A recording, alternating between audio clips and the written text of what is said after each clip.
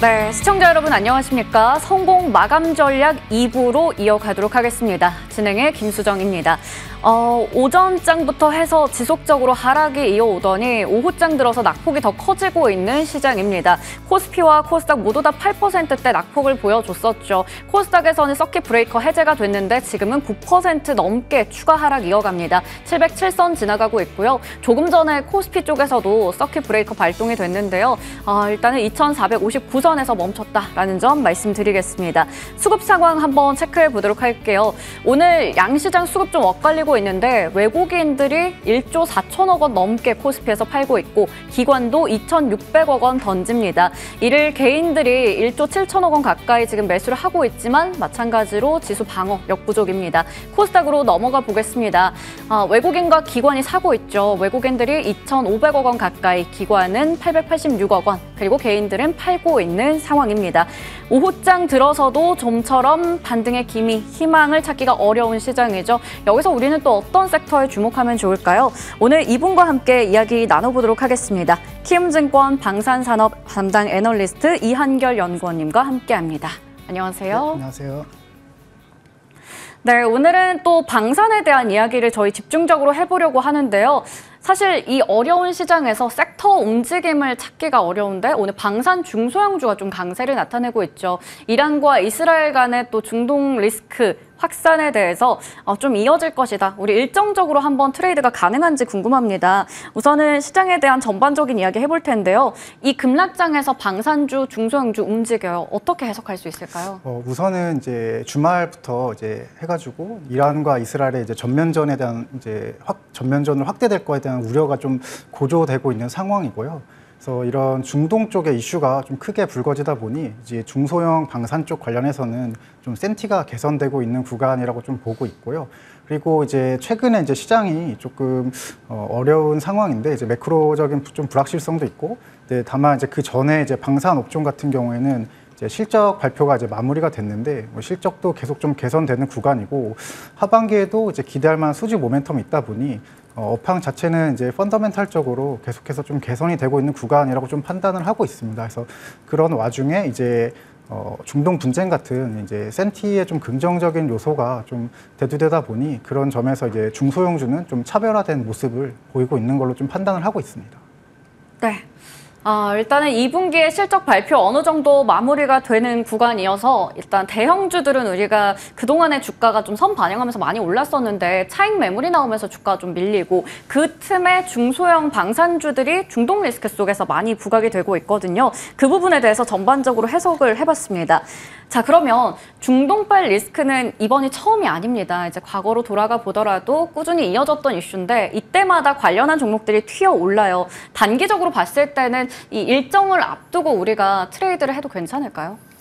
단기적으로 이제 이 확전에 대한 우려가 좀 고조되고 있고, 지금 이제 G7 국가들 대상으로 이제 확전될 거다라는 그런 경고의 메시지도 좀 나오고 있어서 당분간에 이런 이제 중동 관련해서 이제 이란과 이런 이스라엘의 전면전에 대한 우려가 좀 당분간 좀 부각될 가능성이 좀 높다라고 좀 보고 있고요. 그래서 그런 부분이 단기적으로는 이제 긍정적인 요소가 될 수 있다라고 좀 판단을 하고 있습니다. 네. 자, 그러면 단기적으로 봤을 때는 우리가 체크해 볼 만한 포인트가 될 것 같은데요. 자, 그러면 이걸 길게 한번 우리 보도록 할게요. 일단 단기적인 트레이딩만 하는 게 아니라 중장기적인 관점에서 한번 종목들을 볼 필요가 있을 것 같은데 글로벌 이제 각국에서도 군비를 늘리는 상황입니다. 그만큼 나라 지키기에 돈을 많이 쓴다라는 건데 거기서 K방산은 가성비로서 또 많은 입증을 하고 있어요. 그 부분들이 중장기적으로 봤을 때는 우리 관련주들에게 좀 수혜로 작용할 수 있을까요? 우선은 이제 러시아 우크라이나 전쟁도 아직 이제 끝나지 않은 상황이고 최근에 또 중동 쪽에서 이런 리스크가 좀 불거지고 있고 그다음에 이 미국과 중국의 갈등이 좀 고조되면서 이 중국이 최근에 군비를 좀 계속 늘리고 있는 추세입니다. 그래서 그러다 보니까 이제 아시아 태평양 지역에서도 이제 중국의 인접 국가들은 계속해서 좀 군비 지출을 늘려가는 모양새이다 보니까 전반적으로 이제 글로벌리 이 군비 지출에 대한 그런 증가세가 좀 지속이 되고 있는 상황이라고 좀 보고 있고요. 이 국내 방산 업체 같은 경우에는 이런 가성비도 있고 그다음에 납기 측면에서도 이제 선진국 대비해서도 좀 더 빠르게 맞춰줄 수 있다는 측면에서 해외 이제 다수의 국가들의 좀 관심을 받고 있는 상황이고 이런 이제 추세가 좀 장기화될 거라고 좀 판단을 하고 있기 때문에 이제 국내 업체들에게는 충분히 이런 해외 수주에 대한 기회가 좀 확대될 수 있는 요인이 많이 있다라고 좀 보고 있습니다. 네, 아무래도 가성비와 또 납기일이 빠르다라는 게 강점입니다. 그렇기 때문에 해외 수주에 대한 기회를 하반기에도 우리 노려볼 수가 있겠습니다. 자, 다음으로 아무래도 미국의 대선 변수 또 크게 작용할 것 같아요. 방위비 강화 측면에 있어서는 또 트럼프 트레이드의 수혜를 누릴 수가 있는 게 방산주가 될 텐데 한편으로는 또 트럼프 당선된다면 주한 미군 철수 우려, 뭐 방위비 분담금 인상 이런 우려도 있어요. 이렇게 호황제가 있는 상황 에서 방산주 어떻게 보세요? 우선은 이제 미국 대선 결과에 따라서 누가 당선되더라도 방산주에게는 이제 앞서 언급됐던 그런 이제 글로벌 군비의 지출의 이런 트렌드라든지 그런 부분은 좀 지속될 거라고 보기 때문에 계속해서 이제 방산주는 좀 좋게 보고 있는 상황이고요. 근데 다만 이제 트럼프가 당선된다라고 하면은 이 나토의 이런 방위비 분담 증가에 대한 요구라든지 그다음에 이제 미군 병력을 이제 글로벌에서 좀 철수시킨다는 그런 결정을 좀 이제 내릴 거다라고 좀 보고 있기 때문에 이제 글로벌 이제 각국들은 이제 자국의 이제 국방력을 이제 강화해야 되는 입장입니다. 그래서 그런 측면에서 봤을 때 앞서도 언급드렸지만 이런 가성비 있고 납기도 빠르게 맞출 수 있는 이제 국내 방산업체 같은 경우가 대안으로 좀 떠오를 수 있는 상황이라고 좀 보고 있고요. 그래서 결론적으로 이제 트럼프가 당선이 된다고 하면은 국내 업체들에게는 수혜가 될 수 있다라고 좀 보고 있고, 뭐 이제 국내 이제 주한미군 철수의 우려나 이제 방위비 분담금 증가의 이제 우려 같은 경우에는 아무래도 이제 좀 국내 사업 부분에 좀 이제 영향을 미칠 수 있는 리스크긴 한데 그런 거 이제 그 국내 사업에 미칠 리스크보다는 이 해외 사업이 확대될 수 있는 기회 요인이 좀 더 많다라고 좀 보고 있기 때문에 트럼프 당선 시에는 아무래도 좀 긍정적으로 보고 있는 상황입니다. 네, 트럼프가 당선이 된다면 또 우리 방산주에게 좀 긍정적으로 볼 수 있다라는 말씀 해주셨네요.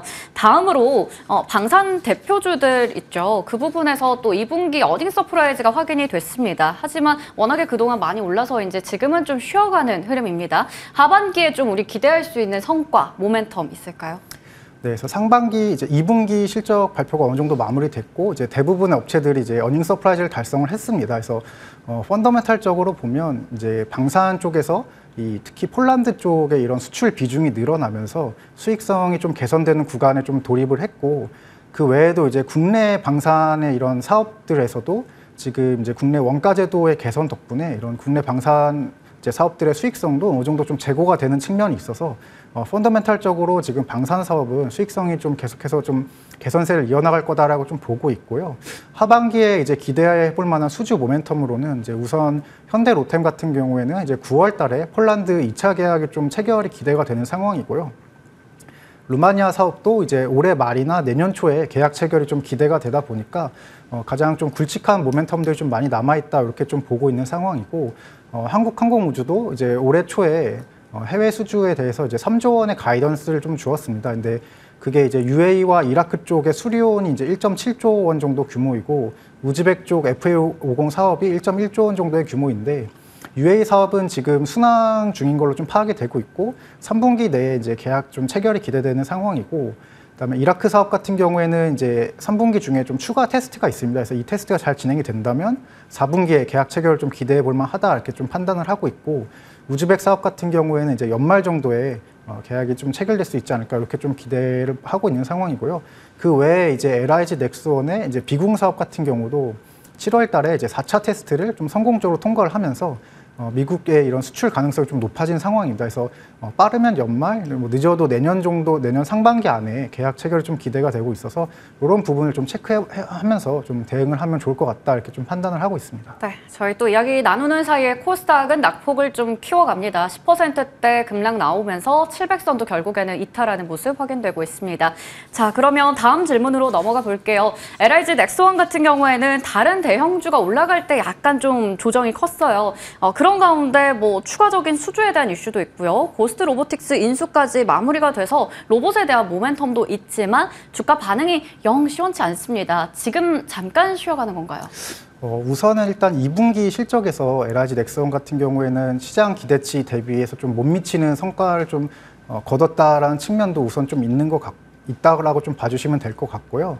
그리고 이제 넥스원 같은 경우에는 연초부터 이제 사우디 수주를 좀 필두로 해서 사우디에서 좀 성과가 나왔고 뭐 그런 부분이 좀 부각이 되면서 이제 연초 대비 사실 이제 주가는 시가총액 기준으로 한 2배 가까이 좀 성장을 했었습니다. 그래서 그런 부분이 이제 단기적인 실적 악화, 이제 실적 부진과 맞물려서 이제 좀 밸류에이션 여력이 좀 축소되다 보니 그런 부분이 좀 부담으로 작용했다라고 좀 보고 있고요. 근데 다만 이제 중장기적으로 봤을 때 이제 25년부터 26년은 UAE 쪽과 사우디 쪽의 수출 물량이 좀 늘어나면서 수출 비중이 확대되고 수익성이 개선되는 구간이 좀 들어갈 거다라고 좀 보고 있습니다. 여기에 이제 올해 연말이나 내년 정도까지 이제 미국 쪽 사업도 이제 어느 정도 성과가 예상이 되기 때문에 지금 장기적으로 봤을 때는 계속해서 좀 좋은 모습을 보일 거다 이렇게 좀 판단을 하고 있습니다. 네, 이게 밸류에 대한 부담도 좀 있었던 것 같아요. 하지만 중장기적으로 봤을 때 우리 긍정적인 포인트들 짚어주셨네요. 자, 그러면 이번에는 좀 종목을 압축을 해봐야 될 것 같은데 대형 방산과 중소형 방산 어느 쪽을 볼 때인가요? 지금은 단기적인 이슈와 함께 중소형을 노려봐야 되나요? 아무래도 단기적으로 지금 이제 중동 이슈에 이제 중소형주들이 좀 많이 반응을 하고 있는 모습인데 아무래도 이제 이 방산 관련해서 이런 투자 매력도는 결국은 이 해외 수주가 얼마나 확대될 수 있는지 그리고 그게 실적 개선을 얼마나 이어질 수 있는지에 좀 달려 있다라고 좀 보고 있습니다. 그래서 그런 관점에서 지금 해외 수주 확대의 이런 가장 키 포인트는 이런 무기 체계 종합 업체인 대형주들이 좀 이끌고 있다 보니까 중장기적으로 봤을 때는 대형주의 상승 여력이 좀 더 높다 이렇게 좀 보고 있고요. 결국은 이제 대형주가 수주를 이제 체결해야 그 밑에 이런 방산 소부장 업체들도 좀 같이 가는 부분이다 보니까 중장기적으로 봤을 때는 이제 대형주들의 이런 2분기 실적 개선 모멘텀과 이제 앞으로 하반기에 있을 수주 모멘텀에 힘입어서 대형주의 상승세가 좀 기대가 된다라고 좀 봐주시면 될 것 같습니다. 네. 이렇게 또 대형주는 실적 개선에 대한 기대감 속에서 중소형주는 또 관련한 테마 이슈가 있는 가운데 주목을 받고 있습니다. 자, 최근에 증권가에서는 방산 시총 1위부터 5위까지 또 기업들에 투자하는 ETN을 출시하기도 했습니다. 자, 그러면 이러한 테마형 ETN과 개별 종목 중에서는 어느 쪽을 좀 긍정적으로 보시나요?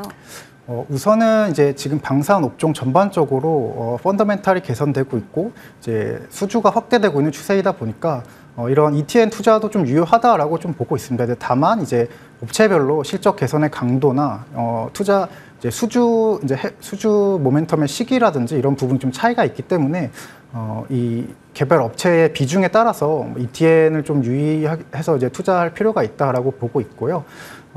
아무래도 지금 이제 결국 이제 상승 여력 자체는 이런 수주 모멘텀이 남아있는 업체들 중심으로 좀 셀 수밖에 없다라고 좀 보고 있어서 이제 방산 업종 내에서도 지금 남아있는 수주 모멘텀을 체크해서 개별 업종에 대응하는 것도 좋은 방안이다 이렇게 좀 보고 있습니다. 네, 자 그렇다면 마지막 질문 드리도록 하겠습니다. 최근에 그래도 우리가 지금까지 살펴봤던 긍정적인 포인트와 마찬가지로 증권가에서도 여기에 주목하면서 방산주의 목표 주가를 좀 상향 조정하고 있습니다. 이 가운데서 우리 연구원님의 최선호주는 어떤 종목인가요?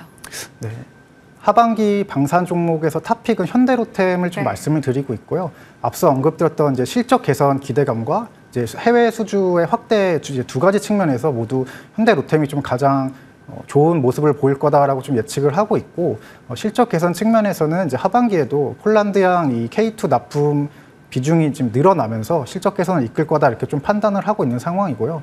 해외 수주 모멘텀 같은 경우도 지금 앞서 언급드렸듯이 이제 9월 달에 이런 폴란드 2차 계약 모멘텀이나 이제 루마니아 사업 같은 경우도 이제 수주가 좀 기대가 되고 있는 상황이라서 지금 2분기 말 기준으로 이제 현대로템의 방산 쪽 수주 잔고가 5조 원인데 우선은 이제 폴란드 2차 계약만 체결하더라도 이제 4조에서 5조 정도 사이의 규모가 좀 예상이 되고 있고 여기에 이제 루마니아까지 좀 체결이 된다고 하면은 지금 2분기 말 수주 잔고 대비 이제 거의 2배에서 3배 가까이 좀 늘어날 수 있는 가능성이 있다 보니까 이런 수주 모멘텀 입장에서는 이제 로템의 상승 여력이 좀 가장 크다라고 좀 보고 있고요. 그래서 그런 부분에서 이제 현대 로템을 좀 탑픽으로 말씀을 드리고 있습니다. 네, 지금은 실적과 수주에 대한 모멘텀 모두 가지고 있는 현대 로템 하반기의 탑픽으로 꼽아주셨네요. 오늘 또 어려운 장에서 방산 일부 종목들 급등세를 연출하기도 했었고요. 방산 섹터가 하나의 또 증시에서 대안이 될 수 있는지에 대해서 이분과 자세하게 이야기 나눠봤습니다. 지금까지 키움증권 이한결 연구원과 함께했습니다. 말씀 고맙습니다. 네, 감사합니다.